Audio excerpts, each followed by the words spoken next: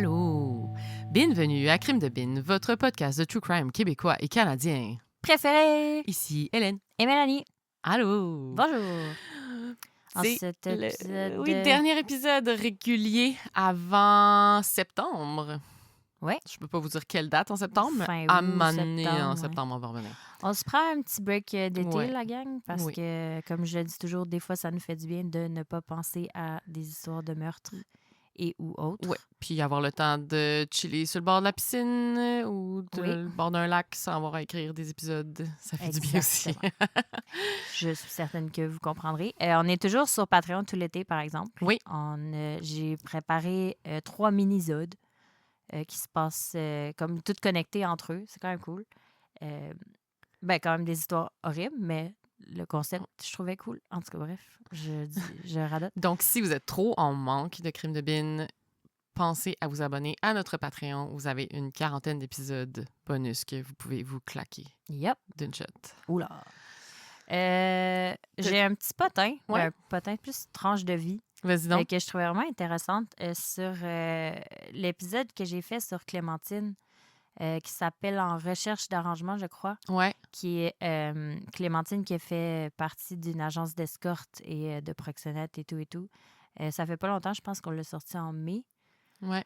Si vous l'avez pas écouté, super intéressant. Il n'y a pas de meurtre, donc pas tant classique crime de bin, mais ils ont démantelé une agence d'escorte grâce à elle. Mhm. Donc, je trouve ça vraiment capoté Ouais. comme histoire. Et il y a quelqu'un qui nous a écrit, Lucas, pour nous dire cette petite tranche de vie que je trouve quand même capotée. Je vais vous lire ce qu'il nous a écrit. Je vous lis une partie de ce qu'il nous a écrit. Il dit « J'ai travaillé comme chargé de projet dans une agence web qui faisait des sites personnalisés pour des entreprises. Et parfois, je devais faire de la création ou de l'intégration de contenu pour les sites des clients. On avait toutes sortes de clients, incluant des agences d'escorte. Je vais toujours me souvenir de la première fois où j'ai dû intégrer du contenu sur le site d'un de ces clients. Je devais entrer des photos, descriptions, nom, disponibilité, prix, etc. Ah, c'est weird. Attends, c'est pas fini. Et ce qui me perturbait vraiment, c'est que dans notre back-end, tout ça était un gestionnaire de produits. Ah. Donc, une femme était un objet dans un inventaire, dans un gestionnaire de produits, comme pour n'importe quelle autre entreprise. Oui, ces femmes étaient absolument considérées comme des objets et des produits, comme dans votre épisode. Je dois dire que j'étais choquée à l'idée qu'un proxénète puisse tout simplement venir au bureau et concevoir un site web avec nous comme n'importe quel autre entrepreneur, puis que ça passe sans problème. Ah, ça n'a pas de bon sens que ce soit légal de faire ça. Mais tu sais, comme il dit, il parle aussi un peu plus loin dans son courriel, il dit que il y en a sûrement qui sont bien traités et que ça se fait bien, mais on s'entend que la majorité du temps, non. Mm. Fait qu'on essaie de pas juger, mais oui, c'est capoté qu'un proxénète puisse juste rentrer dans une Voici agence et faire mes genre, hey, j'ai produits. besoin d'un site web pour vendre mes filles.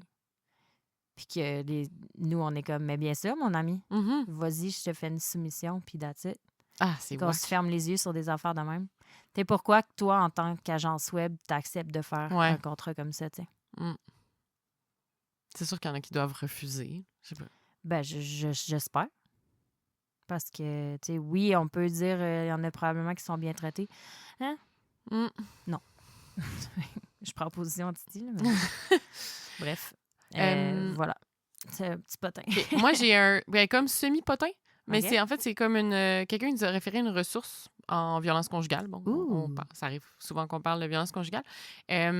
Qui, dans le fond, elle mentionne qu'il y a une ressource d'aide relativement au droit. Fait que, dans le fond, il s'agit de l'organisme Rebâtir en collaboration avec l'aide juridique. Ils ont un site internet rebâtir.ca que vous pouvez aller voir, est très bien fait. Et en gros, c'est plusieurs avocates dans tous les domaines de droit qui offrent jusqu'à 4 heures de consultation gratuite, peu importe le revenu, autant que ce soit pour des cas de violence conjugale, tant post que pré-séparation. OK. Ouais, Wow. c'est hot. Ben oui. Fait que, on va l'ajouter sur notre Oui, page j'ai créé- de ressources sur notre site web. Oui, j'ai créé une page de ressources sur notre site web parce que, je trouve que c'est pas assez out there. C'est difficile de s'y retrouver Ouais, dans des tous fois. les Ouais. organismes qui existent. Tu vois, celui-là, je l'avais même pas mis parce que Mm. je le connaissais pas. J'ai mis sur notre site web comme des catégories. Donc, si vous avez besoin d'aide ou si quelqu'un que vous connaissez a besoin d'aide, donc vous choisissez la catégorie, puis j'ai mis les ressources que je connais. Je vais ajouter celle-là. D'ailleurs, il y avait quelqu'un qui nous avait écrit aussi concernant l'épisode de Florent Dumas qu'on a fait Ah oui. il n'y a pas longtemps, qui a un service, une ligne d'aide de maltraitance pour les personnes aînées et les personnes vulnérables que j'ai ajouté aussi. Ça s'appelle Lama, que j'ai ajouté sur cette page-là. Et je vais ajouter Rebâtir aussi maintenant. Fait que vous irez sur crimedebine.com, sur Mm. notre page ressources, si vous cherchez des ressources pour vous ou pour un ou Et une amie. si jamais vous avez des suggestions aussi D'organismes, c'est sûr ouais, qu'elles sont pas n'hésitez toutes pas là, à nous on écrire. s'entend. J'en ai mis juste quelques-unes que je connais. Mais ouais, n'hésitez pas à nous écrire pour nous dire. Voilà. Voilà. Qu'est-ce que tu nous racontes cette semaine, Hélène? Alors, cette semaine, question de m'assurer que vous allez faire des cauchemars tout l'été. Nice. Je vous ai préparé une histoire d'un tueur en série qui donne froid dans le dos. OK. Voilà, Classique. Vas-y. classique. Alors, je suis pas encore sûre du titre en français, mais parce qu'en anglais, il s'appelle The Bedroom Strangler. Oh, God. Okay. Fait que l'étrangleur de chambre. Je suis déjà pas bien. Alors, mes sources, Crime Stories, saison 3, épisode 5. Le site Simcoe News. Des Guelph Today. CBC. Et voilà. OK. T'es prête? Non. Je t'amène au mois d'août 1974 à Guelph, en Ontario. Alors, pour vous situer, c'est à environ 1 heure à l'ouest de Toronto. OK. Doris Brown a 49 ans. Elle vient de commencer une nouvelle vie. Elle s'était récemment divorcée de son mari avec qui elle avait été pendant 30 ans. Elle venait tout juste de se trouver un travail et de déménager dans un nouvel appartement avec ses 2 filles, Colleen et Laura. C'était pas un moment facile, mais elle était quand même heureuse et tout le monde disait que c'était une super maman et une personne sur qui tout le monde pouvait compter. Le 8 août, Colleen, la plus jeune, elle passe la nuit chez d'autres membres de la famille. Donc, Laura et Doris sont seules à la maison. Puis le lendemain, Laura aura 16 ans. Et le plan pour la journée de ses 16 ans, c'est d'aller faire son permis de conduire. D'aller demander son permis de conduire, dans le fond. Fait que les deux vont se coucher, ayant comme plan de se lever super tôt le lendemain pour être genre les premières arrivées à la Société de l'assurance automobile de l'Ontario. Alors, Doris, elle met son cadran avant de s'endormir pour pouvoir réveiller Laura dès qu'elle se réveille. On sait où tu t'en vas. On devinera que ça se passera pas comme ça. Le lendemain, Laura, elle ouvre les yeux. Puis là, elle a comme l'impression d'avoir dormi tard. Genre, il y a beaucoup de lumière qui rentre par la fenêtre. Fait que sa mère est comme pas venue la réveiller comme prévu. Puis là, une fois qu'elle commence à plus se réveiller, elle se rend compte qu'elle entend le cadran de sa mère qui sonne. Fait que là, elle sort de son lit. Elle se rend dans la chambre de sa mère. Sa mère est couchée dans le lit, mais elle semble vraiment paisible. Genre, comme elle a juste l'air endormie, une couverture montée jusqu'aux épaules. Mais Laura, elle comprend tout de suite qu'il y a quelque chose qui va pas, là. Elle se précipite sur sa mère. Elle essaie de la réveiller. Il n'y a rien qui fait. Elle prend le téléphone, puis là, elle appelle son oncle et sa tante. Elle est tellement en panique que ça prend comme plusieurs minutes à son oncle et sa tante à comprendre c'est qui les appelle, puis qu'est-ce qui se passe. Ce point-là. Elle est complètement paniquée. À un moment, ils comprennent que c'est Laura. Ils disent « OK, bouge pas, on s'en vient ». Ils habitaient pas loin, fait comme après 5-10 minutes, ils sont là. Elle les attend, évidemment, que ça paraît une éternité, le temps qu'ils arrivent. Donc, une fois qu'ils arrivent, ils vont voir Doris et comprennent rapidement qu'elle est morte. Puis là, en se fiant sur l'état du corps, l'état des lieux, elle semble vraiment avoir juste être morte dans son sommeil, là, paisiblement. Fait que, il n'y a pas de trace d'entrée par effraction, la chambre est toute en ordre, il n'y a rien qui a bougé. Il retrouve comme une petite boîte de somnifères sur le bord du lit. Mais dans le pot, en fait, il manquait 2 pilules. Fait que, tu sais, le pot était neuf, puis il manquait juste 2 pilules. Fait que ça s'est pas intoxiqué. Tuer, non, c'est ça, tu sais. Fait que, tu sais, ils disent, OK, elle a dû avoir crise cardiaque, je sais pas, tu sais. Il remarque quand même des petites traces de sang sous le corps, mais vraiment pas assez pour comme sonner l'alarme, puis il mentionne même pas aux policiers. Fait que aucune enquête policière n'est menée. Hein? Le dossier clos. Mort naturelle. Il y a quand même eu une autopsie. Puis, pendant l'autopsie, ils ont pu observer des petites abrasions sur le corps. Puis, du sang dans sa gorge et dans son rectum. Mais rien. On fait pas d'enquête, rien. Non, pas Ok. d'enquête. Mort naturelle. Ouais. Laura, elle s'en va rencontrer le médecin de sa mère pour essayer de comprendre ce qui s'est passé. Puis le médecin, il dit qu'il n'a pas réussi à identifier la cause de la mort, que c'est... Ce qu'il a dit, c'est comme la mort subite du nourrisson, mais version adulte. What the heck? Ce qui n'a pas vraiment Ça n'a de aucun sens, non. sens, non? Fait que, en gros, hypothèse, ce serait un Ouais. œdème pulmonaire. C'est Un quoi, œdème ça? pulmonaire, c'est... Ouais, Je vais t'as googler. googlé? Ça survient lorsque le plasma sanguin, la partie liquide du sang, traverse la paroi des capillaires pulmonaires vers les espaces interstitiels et les alvéoles. Fait que dans le fond, tu as du sang dans les poumons, OK. puis tu meurs. OK. Voilà. That's it. Fait qu'ils sont tristes. OK, mort subite. Fin de l'histoire. Fin de l'histoire. OK. C'est ce qu'ils pensaient. Mais ce qu'ils savent pas, c'est que il y a eu d'autres morts similaires dans les environs. Dans la ville de London, à 120 km de là, en octobre 73, fait qu'un peu moins d'un an auparavant, Mary Catherine Hicks, une étudiante de 20 ans à l'Université de Western Ontario, avait été retrouvée morte dans son lit par ses colocs. Aucun signe de violence.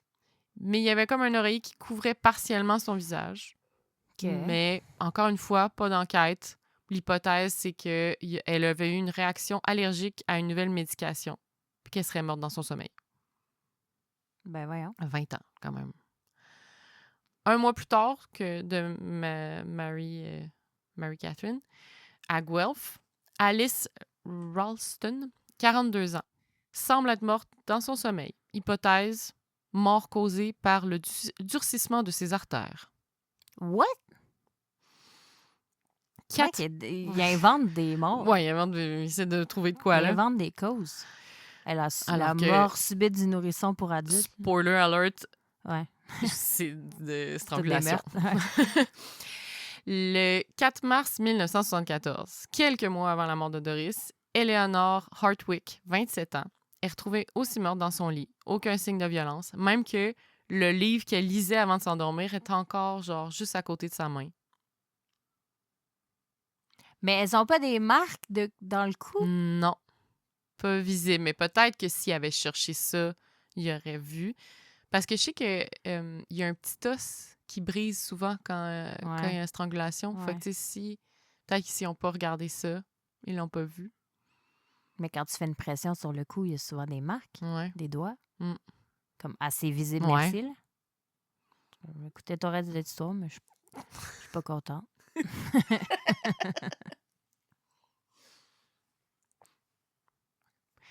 Mais vu aussi, tu sais, vu que c'était à Guelph puis à London, comme, qu'il y a eu deux, tu sais, deux dans, Ouais, deux ils ont dans pas chaque fait de lien. ville, ils n'ont pas fait le lien non plus, tu sais. Mais quand même, en moins, tu sais, dans la même région, en moins d'un an, il y a 4 femmes en parfaite santé qui sont mortes Dans leur de sommeil. manière inexpliquée dans leur sommeil. Aucune enquête ouverte. Personne se doute De causes inventées. qu'il y a un tueur en série. Jusqu'à ce qu'il change un peu son modus operandi. Oh. En décembre 1974, Diane Bites, 23 ans, elle vient de s'acheter une voiture et de déménager dans un nouvel appartement au sous-sol d'un petit immeuble à logement sur la rue Drew à Guelph. Le 30 décembre, James Britton, avec qui elle est en couple depuis 1 an, lui fait la grande demande avec une bague en diamant. Diane est folle de joie et accepte la demande en mariage. Le 31 décembre, le lendemain, les deux amoureux se réveillent tôt et déjeunent ensemble vers 5h45 du matin. Puis, James y part travailler, se doutant pas que sa vie s'apprête à basculer à tout jamais. Et je me dis, il faut que tu l'aimes en tabarouette, ton chum, pour te lever à 5h45 pour déjeuner avec lui. Moi, mon chum, il faut qu'il aille travailler, partir à 6h, je vais comme, désolée, mais moi, je dors. Dans l'histoire, c'est ça qui te marque à date. C'est Qu'elle vraiment se soit levée à une 5h30. grande preuve d'amour. Le 31 décembre. Il y a juste pour mon fils que je fais ça. Me lever à 5h45 du matin. Hélène. Je suis pas lève-tôt, la gang. C'est sérieux. À 10h30, un autre résident de l'immeuble rapporte à la police qu'une valise remplie de linge qui se trouvait dans sa voiture a été volée. OK. Est-ce que c'est un rapport? Non. Peut-être. J'y reviens plus tard. À 18h, James revient de sa journée de travail. Quand il rentre dans l'appartement, il appelle Diane. Pas de réponse. Il remarque des vêtements en train de tremper dans l'évier. Il fait le tour de l'appartement et là, dans la chambre à coucher, il fait l'horrible découverte. Diane est sur le lit, les poignets ligotés avec des collants, puis une brassière enroulée autour du cou. Elle portait toujours sa robe de chambre qu'elle avait le matin même quand il est parti travailler. Et cette fois, c'est clair, la cause de la mort est la strangulation. Cause naturelle. C'est ligoté elle-même. C'est ça. Par contre, les policiers, sont vraiment étonnés de voir l'ordre qui règne sur le reste de la scène de crime. C'est à part Genre, y a elle pas qui est de ligotée. sang ou Non, il n'y a pas de sang, il n'y a rien qui est renversé. Tout est, tu sais, le pas de linge qui signe trempe. Ouais. Comme... Pas de traces de bagarre. Les voisins n'ont rien entendu. Fait que là, ils pensent que le meurtre aurait été commis vers 14h. Et il y a eu une agression sexuelle post-mortem. Ces gars-là. Fait que là, à cause de tout ça, de l'état de la scène de crime, les policiers ils se disent que Diane connaissait peut-être le meurtrier. Puis qu'elle l'aurait laissé rentrer. Fait qu'ils prélèvent des empreintes digitales, espérant que le tueur a été imprudent. Ils interrogent les voisins. Plusieurs voisins rapportent avoir vu un véhicule brun stationné devant l'immeuble entre 4 et 8 heures ce matin-là. Puis c'était comme il y avait un homme au volant, puis le moteur tournait. Genre. Le char était comme juste devant, puis il faisait rien. Il y a un livreur qui vient voir la police pour leur dire qu'il a livré des fleurs à Diane quelques jours avant sa mort. Puis là, quand il demande à James, lui, il dit qu'il n'est pas au courant de ça. Oh, c'est pas lui? Non. Mais là, finalement, la police elle trouve aucune preuve que la livraison a eu lieu. Aucune preuve écrite, rien, pas de reçu. Payé cash. Fait qu'ils se disent que peut-être que le livreur s'est juste trompé. Ça amène... Genre, cette piste-là mène nulle part. OK. Il essaie de retrouver le véhicule brun qui a été aperçu. Ouais. Mais bon, sans la plaque d'immatriculation, comme chercher une aiguille dans une botte de foin. Ouais. À l'époque, les véhicules étaient pas mal tous bruns. Ouais. Oui, c'est vrai. Aujourd'hui, ce serait quand même plus facile de trouver un véhicule brun. C'est vrai, un char brun, il n'y en a pas beaucoup. Non. Non, c'est vrai. Il interroge environ 200 personnes dans les semaines qui suivent. OK, on va essayer quand même. Ah ouais. Mais tu sais, c'est quand même une petite ville tranquille. Ouais. Fait que c'est ça. En fait, c'était le premier meurtre à Guelph en 5 ans. OK. T'sais. Fait que c'est sûr que là, ils mettent tous leurs efforts là-dessus. Là. En avril 1977, Luella Jean George, 23 ans, a grandi sur une ferme et maintenant elle travaille comme caissière à l'hôpital de London. Elle habite dans un immeuble à logement qui est juste en face de l'hôpital. Puis son appartement se trouve au dernier étage. Le 15 avril, elle se présente pas au travail. Fait que là, ses collègues s'inquiètent. Fait qu'il y en a une qui décide d'aller voir à son appartement qui est juste en face. Comme ils savaient c'était où, tout. Puis là, à l'aide du concierge, ils ouvrent la porte et ils découvrent Luella, qui est morte dans son lit. La couverture remontée jusqu'au cou. Ouh. Mais là, la police voit quand même qu'il y a eu strangulation et viol post-mortem, encore une fois. La police est appelée, puis l'enquête est lancée. Mais là, celui-là, il est à London, puis Diane, c'était à Guelph. Mm-hmm. Fait qu'à ce moment-là, ils font pas le lien avec la mort de Diane, qui était comme 3 mois plus tôt. OK. Et là, comme toutes les autres scènes de crime, pas de traces d'entrée par effraction, pas de traces de bagarre. Vraiment propre. Y a-t-il juste des gens qui connaissent ou il est juste vraiment bon pour s'infiltrer? C'est la question. La réponse à ma question un peu plus tard. Oui, c'est ça. À comme 2 blocs de l'appartement, les policiers découvrent des bijoux et des sous-vêtements qui appartenaient à Luella, qui étaient jetés dans une poubelle. Là, dans les semaines qui suivent, il y a plusieurs femmes qui rapportent avoir vu une figure comme une ombre dans leur chambre la nuit, ou encore s'être réveillées le matin puis avoir trouvé des objets qui avaient changé de place, des tiroirs ouverts. Oh! Creepy! Je le dis, j'ai des frissons. Oh! Mais à chaque fois, aucun signe d'entrée par effraction. Puis là, dans plusieurs cas, les policiers disent que c'est des femmes qui ont juste inventé ça, qui ont juste imaginé ça. Oui, parce que les femmes, c'est toutes des folles. Ben Voilà. oui, on le sait. Mhm. Puis là, à un moment donné, il y a des femmes qui commencent à rapporter des agressions sexuelles qui se sont produites dans la nuit, alors qu'elles étaient dans leur chambre, les portes barrées. Puis là, lorsqu'elles se réveillaient et criaient, l'homme s'enfuyait. Ben là, Je vous avais dit... t'avais dit que tu nous ferais pas dormir. Voilà, je vous avais promis des cauchemars. Voilà, Oh my delivered. C'est genre mon pire cauchemar. Tu sais, quand, mettons, tu te lèves pour aller aux toilettes la nuit, puis tomber face à face avec quelqu'un dans ta maison. Cauchemar, oui. C'est pas fini. Yeah.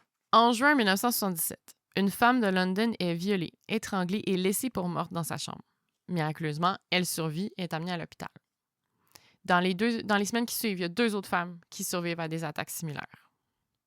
Fait que là, les policiers ils commencent à comprendre qu'ils ont affaire avec un tueur/violeur en série.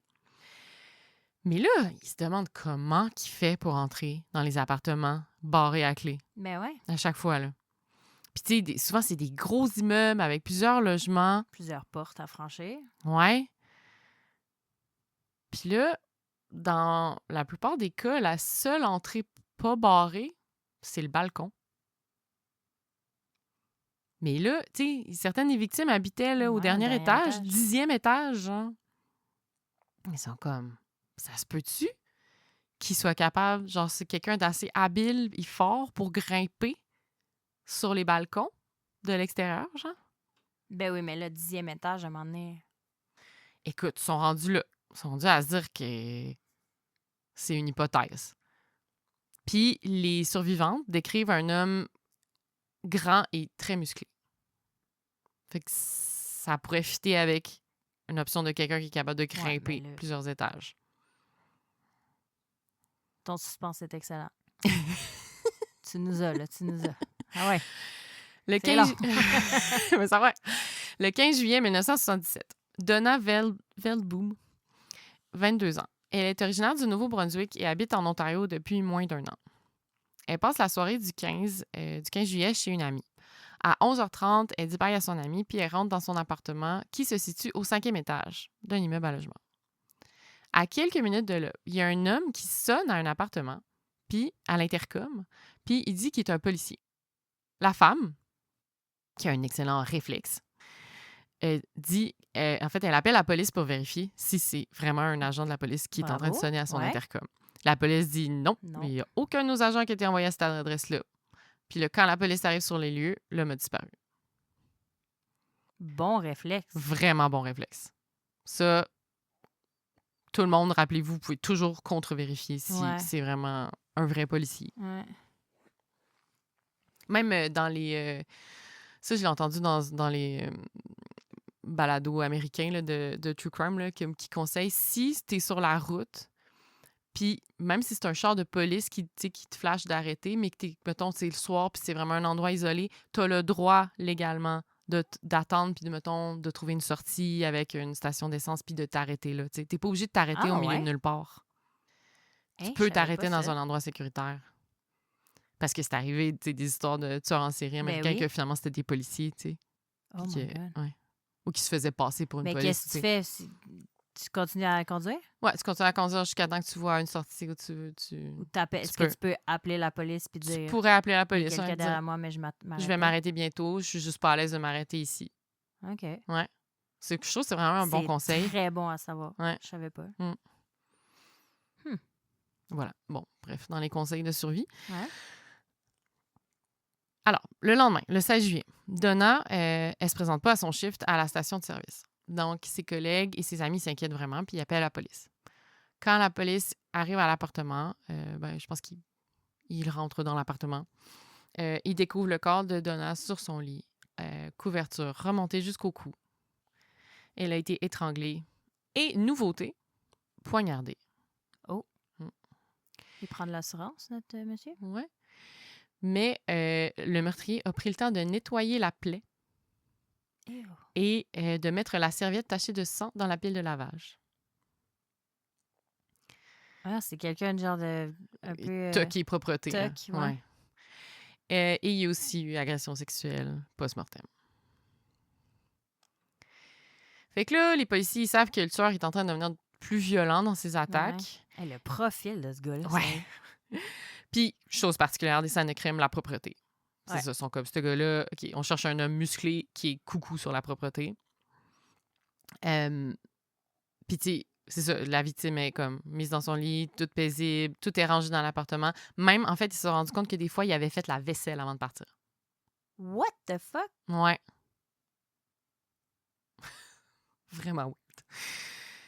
Fait que là, dans la population, c'est la panique. Ben là, avec Hey. raison, il s'infile dans n'importe Quelle maison. barrée ou pas. Ouais, non, c'est vraiment, vraiment épeurant. Puis en plus, les policiers, ils font un appel à la population, oui. genre, faites attention, barrez toutes les portes, incluant porte patio, fenêtre, genre, Ouais. assurez-vous que tout est barré, même si t'habites au 15e étage. Donc, comme, prenez pas de chance. Et là, il y a une trentaine d'enquêteurs qui travaillent sur l'enquête, qui devient la plus importante de l'histoire de London. Les policiers interrogent des dizaines et des dizaines de jeunes hommes grands et musclés. C'est genre, ils voient un homme musclé dans la rue, ils sont genre, hey, toi, viens nous parler. Genre, Ben là, ils savent tout le monde. se pitcher, là. Ouais, c'est ça. Fait que là, les policiers, quand ils regardent la liste des voisins puis des autres résidents de l'immeuble où Donna a été assassinée, ben, il y a un nom qui ressort parce que, en fait, il habitait dans l'appartement directement en dessous de Donna. Mais il était également sur la liste des résidents de l'immeuble où Luella a été retrouvée morte 3 mois plus tôt. OK. Puis la poubelle où ils ont retrouvé les objets était exactement entre les deux immeubles. Ah. Ce nom, Russell Maurice Johnson. On dit son deuxième nom, ça veut dire que c'est un tueur en série. C'est vrai. Hein? Ouais, quand on dit le... C'est vrai, j'avais jamais remarqué. Ouais, apparemment qu'on fait ça pour comme que toutes les autres Russell Johnson Ah, peut-être.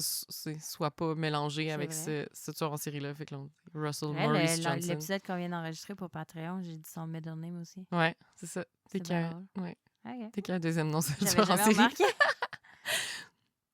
Donc, Russell, c'est un homme de 30 ans qui travaille à l'usine Ford et qui pratique l'haltérophilie dans ses temps libres. Mhm. C'était un très beau gars. Il paraissait sûr de lui. Il avait déjà été hospitalisé en psychiatrie et avait été diagnostiqué comme déviant sexuel compulsif. Un doux. Ça fit bien le profil jusqu'à là. Ouais. En plus, il y avait de la famille à Guelph. Il habite à London, mais famille à Guelph. Son véhicule ressemble à celui observé. Il est-tu brun? Oui, il est brun. Et c'était lui qui avait rapporté une valise volée le matin du meurtre de Diane. Fait qu'il habitait aussi dans le même immeuble que Diane. Je comprends pas à quel point il déménage, ce gars-là. Ouais. Aux 2 C'est mois, pas clair. 3 mois. Puis c'est weird, là. Pourquoi il aurait appelé la police ce matin-là? Genre pour se faire un alibi? Je sais pas, comme... Des fois, les idées qu'ils ont, c'est pas ouais, très clair. Non. Donc, plein de preuves circonstancielles, mais rien de concret. Mm-hmm. Fait que là, les policiers, quand ils voient son profil, sont comme, c'est sûr, c'est lui. Fait qu'ils le mettent sous filature 24 heures sur 24. Pendant la surveillance, les policiers remarquent un autre point en commun avec leur tueur, son obsession pour la propreté. Ah, voilà. Il se lave les mains sans arrêt. Puis même quand il s'entraîne au gym, il met des gants.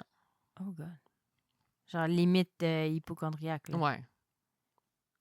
En tout cas, certainement toqué. Ouais, for sure. Puis il remarque aussi des comportements étranges. Genre, il se rend en voiture à quelques rues de chez lui. Il s'arrête.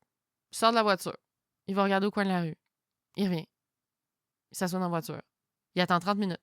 Là, les policiers sont comme, OK, il a donné rendez-vous à quelqu'un. Il attend quelqu'un. Ouais. Non. Non, il s'en va. Il part. Puis il fait des affaires de même. C'est de l'observation. Ouais, c'est ça. Repérage. Là, repérage, ouais. Fait qu'il fait des choses bizarres, mais rien d'incriminant. La surveillance, elle continue, en fait, pendant 4 jours. Filature non-stop. Puis apparemment que pendant ces 4 jours-là, il y a des policiers qui sont même pas rentrés chez eux, genre pour assurer comme la filature continue. Genre, ils devaient prendre des siestes dans le char puis Ouais. comme continuer, là. Et là, il voit, après 4 jours, qu'il est en train de se préparer pour un voyage. Genre, il fait une valise, tu sais. Fait que là, ils sont comme, oh shit, on peut pas le Il perdre. peut pas partir. Non, il peut pas Ouais. partir. Fait que finalement, les policiers décident de l'arrêter, même s'ils n'ont pas récolté plus de preuves, mais juste, on peut pas risquer de le laisser partir. Donc, le 28 juillet 1977, il y a 2 policiers qui se rendent chez lui, puis ils annoncent qu'il est en état d'arrestation. Russell, il est vraiment calme. Il leur dit de rentrer pendant qu'il se prépare à les suivre. Les policiers remarquent que sa maison est extrêmement propre Mhm. et Russell se lave les mains avant de partir. Les policiers l'amènent au poste, puis ils savent qu'ils doivent obtenir à tout prix une confession, parce que s'ils n'ont pas de confession, ils vont devoir le laisser ressortir. T'sais, ils n'ont pas assez Mais il pour l'arrête le... sur quel... Ben, arrête, genre, pour meurtre, mais après ça, s'il passe devant un juge, il n'y a pas assez de preuves pour le garder en prison pour faire comme si lui à 100%, tu sais. Ouais, mais tu sais, Et que probablement qu'ils peuvent le... Je sais pas je si... comprends même pas comment ils ont fait pour le mettre en état d'arrestation. Ben, tu peux le mettre en état d'arrestation sous des motifs Suspect. de suspect, là, ouais. Mais c'est juste que tu pourras pas le garder, mettons, je sais plus c'est quoi C'est la... ça, c'était pas de preuve. Je pense que c'est genre 48 heures, mettons. Ouais. Tu peux pas garder plus que 48 heures en prison. Puis après ça, il faut que tu le libères si t'as pas suffisamment de preuves, tu sais. Fait que là, j'espère que tu vas me dire qu'il a avoué. Donc, après 22 heures d'interrogatoire, les policiers sont épuisés, mais Russell encore plus. Puis il finit par craquer. Il confesse avoir tué Donna, Luella et Diane. Il pleure par moments. On leur explique que parfois il y a des pulsions qui s'emparent de lui puis il devient une autre personne complètement. Il dit que parfois il est en voiture, il sent le besoin de s'arrêter, il sort, il marche sans regarder où il s'en va, puis sans y penser, il se rend compte qu'il est en train d'escalader un immeuble par les balcons. C'est vraiment ça qu'il faisait. Oh my God! Il escaladait par les balcons puis il rentrait par les portes patio débarrées. Genre. Il essayait toutes les portes, puis à un moment donné, il en pognait une. Random. Ouais. Fait que son affaire de sortir de l'auto, c'était même pas du repérage, c'était juste... Ouais, Genre, la fois était... que les policiers l'ont vu faire ça, il aurait pu Ouais. escalader un balcon. C'est juste Ouais. que là, il y avait peut-être pas d'immeuble à balcon maintenant. Genre, ouais. Aïe, aïe. Escalader des balcons, Ouais. man, faut que tu le fasses. Ouais, là. puis il dit que lui-même, à un moment donné, le lendemain, il s'était rendu sur la scène de crime, puis genre, Il il s'en avait rappelle regardé pas. l'immeuble, puis il était comme, je sais même pas comment j'ai escaladé ça. L'adrénaline. Ouais. Ouais. Mais tu disais, il était-tu grand? Ouais, apparemment qu'il était comme grand puis bâti. Ouais, OK. Ta. C'est fucked up. Puis là, quand les policiers lui demandent pourquoi il a poignardé Donna puis pas les autres, il dit qu'il voulait se cacher en dedans d'elle pour se réchauffer.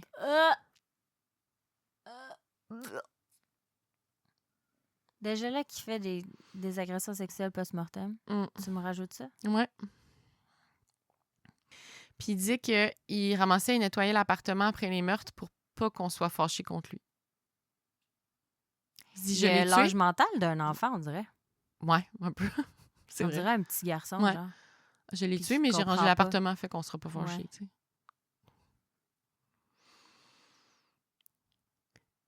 Puis un des enquêteurs qui était là pendant l'interrogatoire dans le Crime Stories que j'ai écouté, il dit je pense qu'il était heureux qu'on l'arrête. Tu sais, il savait qu'il était pas capable de s'arrêter. Tu sais, il y avait un côté de lui qui voulait arrêter, puis l'autre qui était comme pas capable, genre. Fait que dans les jours qui suivent, il dit aux enquêteurs qu'il a fait d'autres choses dont il est pas fier. Que les enquêteurs, ils font un deal avec Russell puis son avocat, puis qui dit si tu confesses d'autres crimes, tu ne seras pas accusé pour ces crimes-là. Tu sais, il y a déjà 3 meurtres. Ouais. Ils sont comme pas Ils mal s'en vont en sûrs prison à vie, c'est ça. anyways. Fait que si on peut résoudre d'autres enquêtes, tant mieux. Fait que c'est là qu'il se met à confesser qu'il avait commencé ses crimes en 1969. C'est en 77 qu'il s'est fait prendre. OK. Fait que au début, c'était des petits attouchements sexuels sur des femmes qui dormaient. Puis à un moment donné, les agressions sont devenues de plus en plus violentes. Puis, ah oui, une des fois où il a étranglé puis laissé une femme pour morte, il est allé à l'hôpital psychiatrique puis il a demandé qu'on l'interne, qu'on le garde là. Il est resté là 1 semaine. C'est là qu'il a été diagnostiqué sexuel compulsif. Ouais. Hein. Mais il est juste ressorti puis il a recommencé ses agressions. Le gars, il est allé de lui-même à Mhm. l'institution. Il a dit, j'ai agressé sexuellement une femme. Je sais pas qu'est-ce qu'il a dit. Ok, Est-ce qu'il c'est a ça. dit vraiment qu'il avait failli tuer Ok, une ok. femme? Tu sais, peut-être pas. Il a peut-être juste dit, je pense que j'ai des idées pas claires. Ouais, Ok. tu sais, gardez-moi ici, je suis dangereux pour moi-même et Puis pour les après une autres. semaine, genre. il était capable de sortir. Ouais. C'est ça, quand c'est sur une base volontaire, C'est ça. Tu peux Mm. pas le retenir. c'est pas de leur faute. Non. Mais tu vois la dualité dans son cerveau. Ouais, vraiment. Il a vraiment l'air d'un Mr. Jekyll and Mr. Hyde. Là, Ouais. genre. Tellement. Puis, quand il raconte ça au policier, c'est là aussi qu'il confesse les 4 autres meurtres de Doris, Mary-Catherine, Alice et Eleanor. Ah oui, puis pour le meurtre de Mary-Catherine, il dit qu'il l'a regardé longtemps dormir avant de la tuer. Vous me remerciez pour vos cauchemars. Et que les policiers sont complètement sous le choc quand il leur dit ça. C'est 4 meurtres qui étaient classés comme mort naturelle, qui n'avaient aucune idée que c'était des meurtres. Il T'sais, aurait pu s'en tirer. S'il n'avait pas confessé ces meurtres-là, Ouais. personne ne l'aurait jamais su. Non. Non. Mort naturel, mon œil. Mais tu sais, là, les pauvres familles, imagine quand ils apprennent ça. Tu sais, là, déjà, t'as comme eu le deuil de genre ta mère, ta soeur, whatever. Puis là, tu sais, juste de penser qu'elle était morte naturellement, déjà, t'étais fucking triste. Puis là, de savoir que non, les derniers moments de sa vie, c'était genre pure terreur. C'est horrible. Tu horrible. revis un autre deuil complètement. Complètement. Là, tu dois vouloir poursuivre la terre entière. Ouais. La police, Ouais. le coroner, Ouais. tout le monde. Ouais. Quelqu'un qui n'a pas fait bien sa job. Ouais. Plusieurs personnes qui n'ont pas bien fait leur job là-dedans. T'sais. Fait que là, selon ses confessions, il aurait tué 7 femmes et il en aurait agressé au moins 12 autres. Mais tu sais, la police pense qu'il aurait peut-être pu en commettre plus, mais je pense qu'on ne saura jamais lesquels. Là. Non, ben, j'imagine qu'il est mort. Non, il est encore en vie. Oh! Ouais. Donc, je y arrive. Spoiler alert. Il est vivant. Procès. Son procès a lieu en 1978.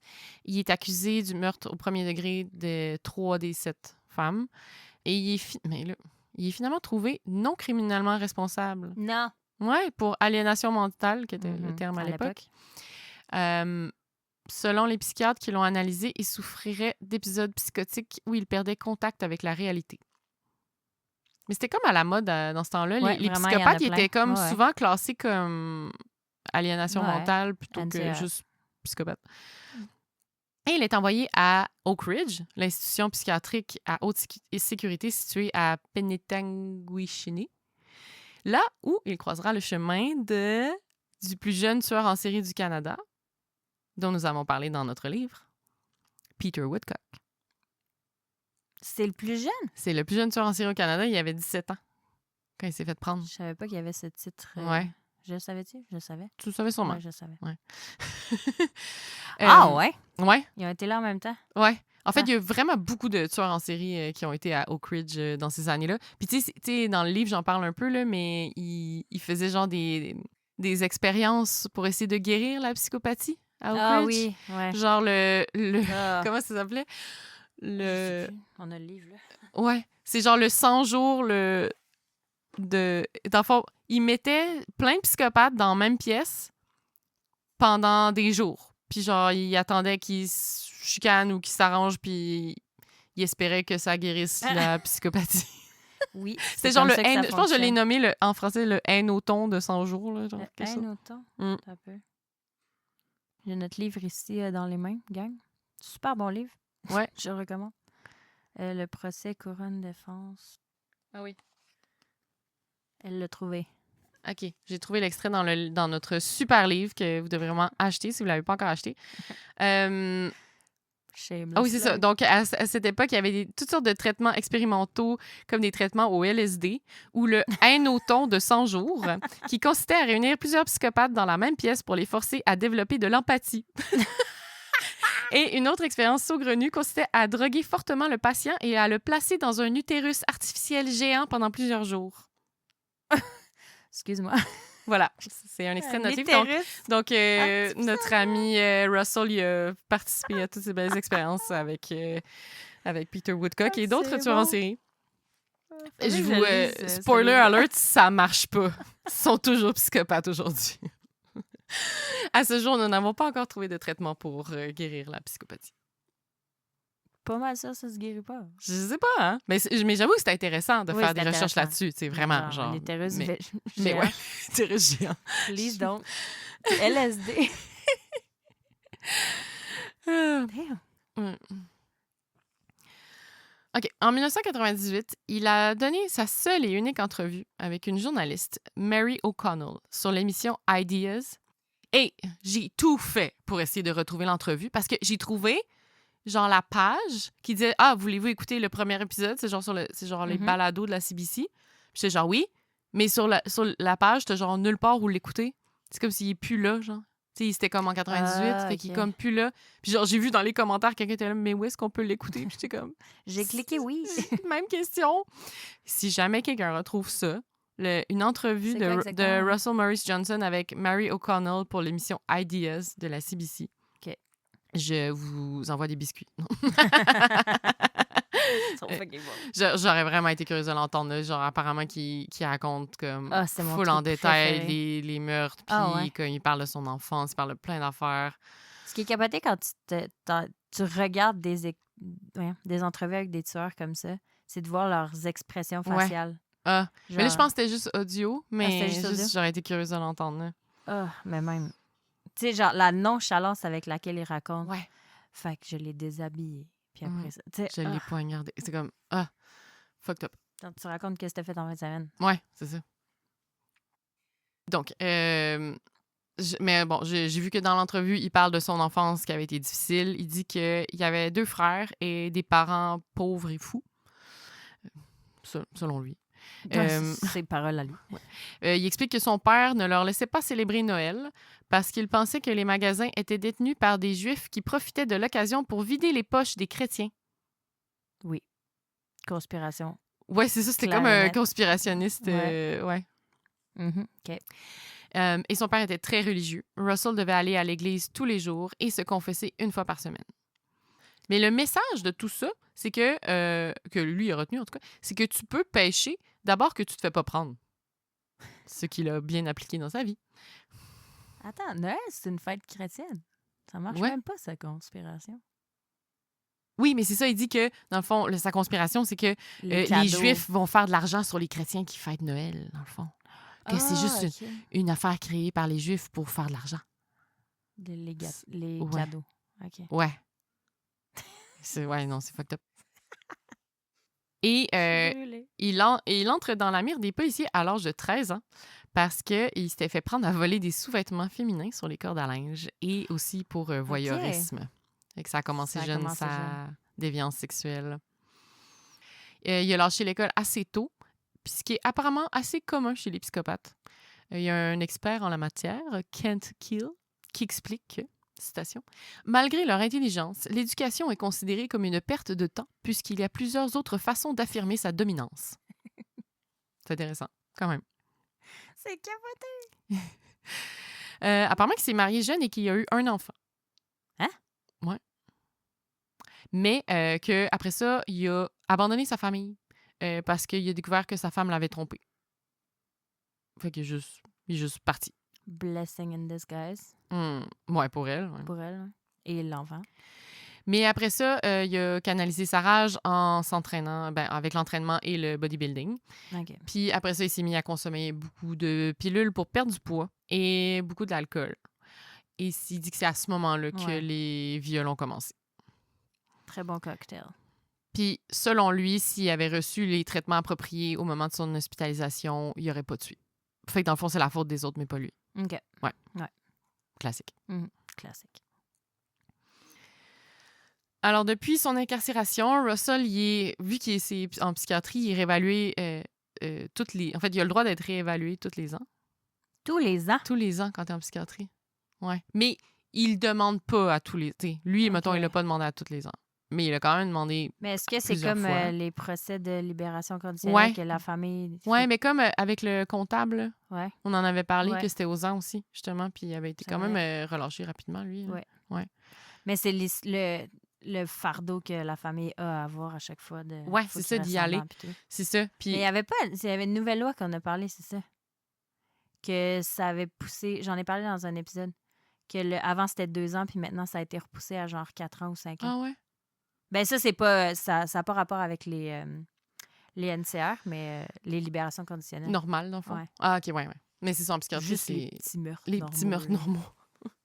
C'est notre podcast, c'est n'importe quoi. Mais c'est ça, justement, le frère de Donna, Bill Velblum, lui, il est allé genre à chaque audience où Russell demandait d'être libéré pour essayer qu'il soit pas libéré. Puis avant, ses parents, ils l'accompagnaient toujours, mais là, ils sont trop vieux aujourd'hui pour faire le voyage. Mais lui, il continue à y aller à chaque fois.